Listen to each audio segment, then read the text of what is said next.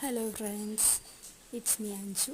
ഇന്ന് ഉച്ചയ്ക്ക് ചെറുതായി മഴ. ആ മഴയൊക്കെ പോയിട്ട് കിച്ചണിനാണെങ്കിൽ കുളിച്ച് കഴിഞ്ഞിട്ട് ഒരു ഉറക്കമൊക്കെ പതിവാണ്. ഇന്നാണെങ്കിൽ ഉറങ്ങിയിട്ടുമില്ല, നല്ല വാശിയാണ്. പിന്നെ ആൾ കൂളായി എന്തൊക്കെയോ പറഞ്ഞ് അങ്ങനെ നടക്കുന്നു. ബോളൊക്കെ എടുത്തിട്ട് എന്തൊക്കെയോ പറയുന്നുണ്ട്.